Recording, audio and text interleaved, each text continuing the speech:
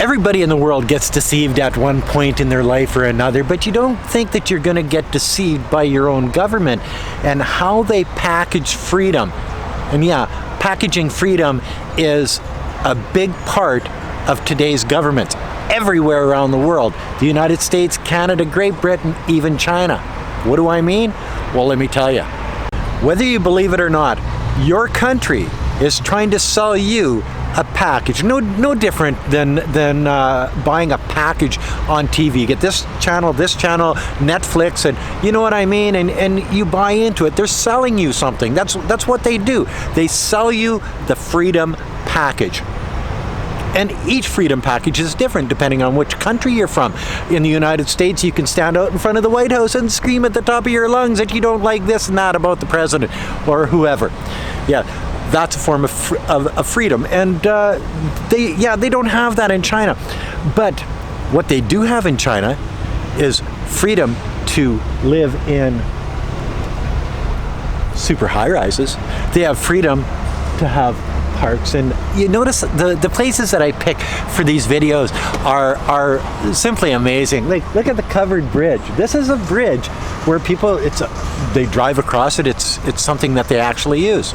In China, you have the freedom to jump on a high-speed train, and in 2 hours or 3 hours later, you're from Nanning to Guangzhou for $20. You've got the freedom to jump on a subway, and for 3 or 4 RMB, you can be downtown or on the other side of a city of 7.5 million people. In China, you have different freedoms in China, is what I'm trying to tell you. In Canada, you have the freedom of mobility. Well, you had the freedom of mobility. But we won't get into that because I don't want another strike against my channel. But you know where I'm coming from. The freedoms that these countries are selling you, the citizens of their country, are like freedom packages. But there's only one thing, one little stipulation. Freedom of speech is a great thing. And all you Americans would agree with me on that, I would imagine, until you get to a Julian Assange or an Edward Snowden. Even if, like Edward Snowden was bringing forth things that the American government was doing that were illegal, and he became the bad guy in the whole thing because he wasn't supposed to tell you that the government that's trying to sell you a package of freedom was doing something wrong. Part of this selling you the package of freedom is saving you from all of those bad things out there. We are going to, and the Australians know this really good, we're going to get nuclear submarines from the United States, and we're going to protect your freedom the way you have it in Australia today. We're not going to let those damn commies or the Chinese or the Russians or any of those people come and take away your way of life. We're going to spend billions of dollars, like literally billions of dollars, on nuclear powered submarines. But they don't tell you that on the other side of the coin, when you become a nuclear power, when you have nuclear things, arsenals in your back pocket, and the Australians say, well, we're not going to put nuclear weapons on there. Well, nuclear submarines, and it's a very fine line between a nuclear submarine and sticking nuclear weapons on that submarine, like the United States has done, like Russia's done, like China's done, like all of these nuclear powers around the world. Once you do that, then you become a nuclear target for other countries that don't look at it the same way as you do. So they don't tell you when they're selling you that package of freedom that maybe you're giving away some freedoms while you're gaining some freedoms, or the freedoms that you take for granted at this particular time. One of the freedoms that I see in China, and I've noticed it over the years, that they have the freedom to own their own home. And over 90% of the people of China actually live in the home that they own.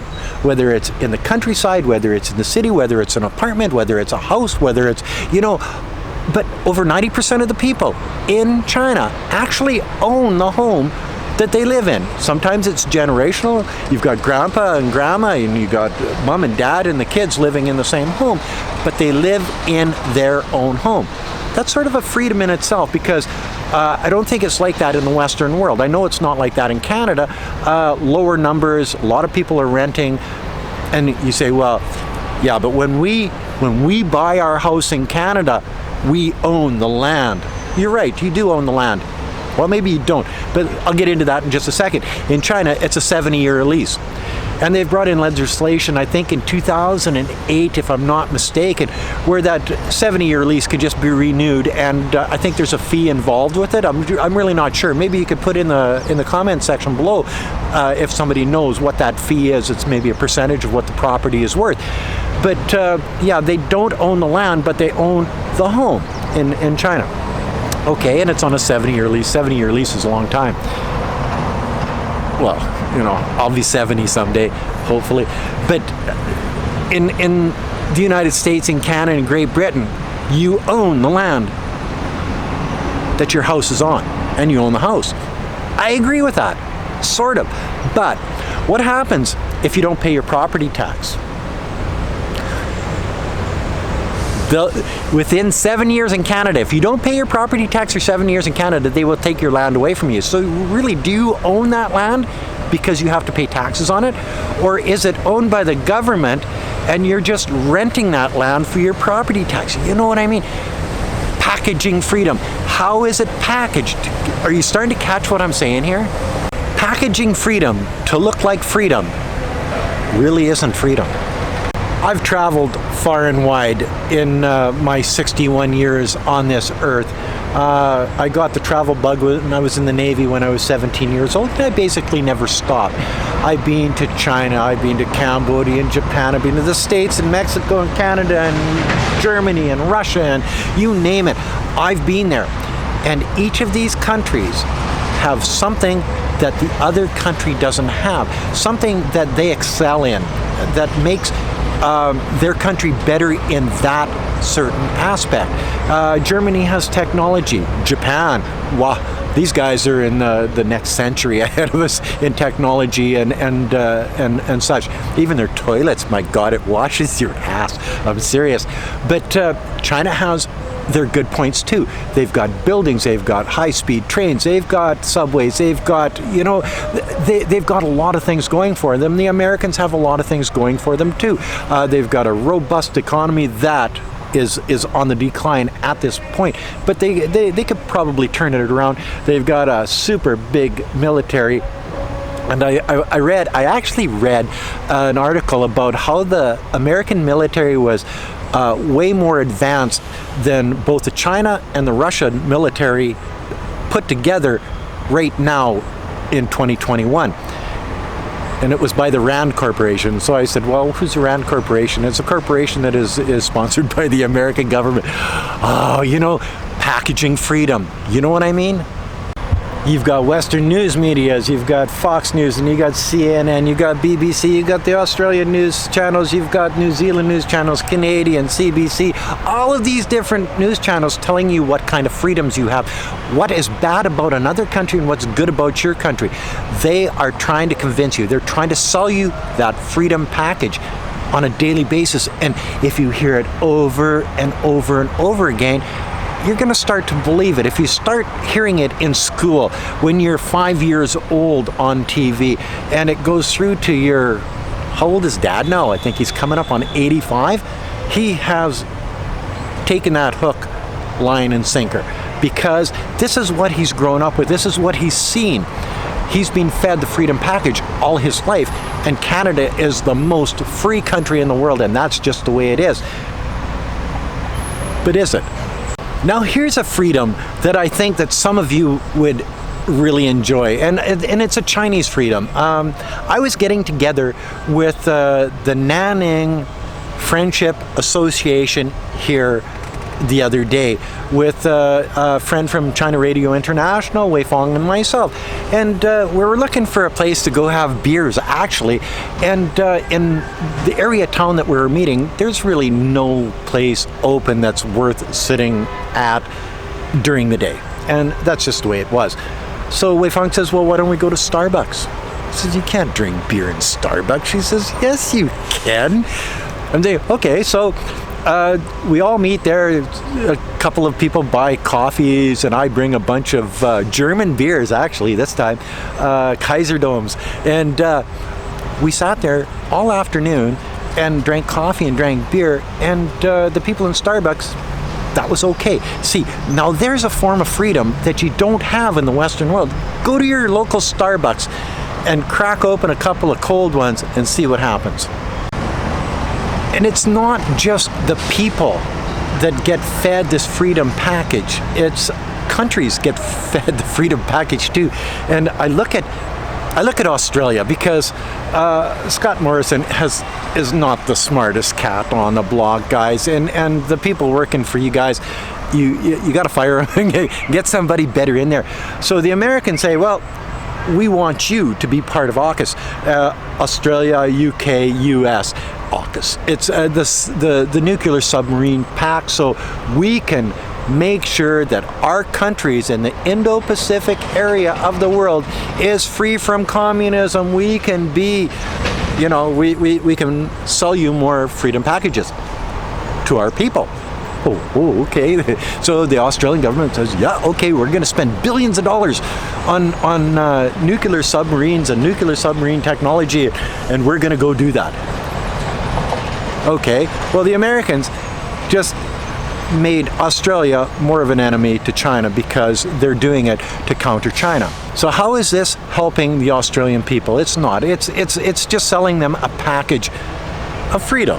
And, you're going to be safer because we have nuclear-powered submarines.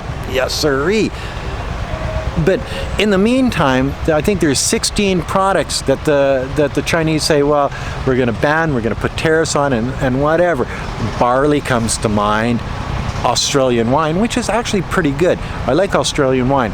Comes to mind. 107 to 210% tariffs on Australian wine. Cotton comes to mind. Yes, big tariffs on cotton. Okay, well, where's the United States in all of this? Well, they're not backing off. They're selling more Napa Valley wine to China. They're selling more cotton, and they're selling more barley. So as Australians eat this package of freedom up, the Americans are undermining their economy by selling those goods that aren't being sold from Australia to China anymore, from the United States to China. Now there's a buddy. You got to admit, these guys are not in it for the Australian people. So I'd like to end this video with just a little bit of information that Andrew gave me, a guy that I've known over the years here in China, basically through internet, mind you, and he informed me, and I checked into it. In Zimbabwe, the largest newspaper, the Herald, put out an article on September 21st of this year stating, and they have proof of this, they say, that the American government is paying $1,000 American to journalists in Zimbabwe to write articles to discredit Chinese businesses in Zimbabwe. Packaging freedom, deceiving people. You know what I mean? Like, this is inherent of how the Americans are dealing with this competition for business around the world. Packaging freedom. I see it. Do you see it?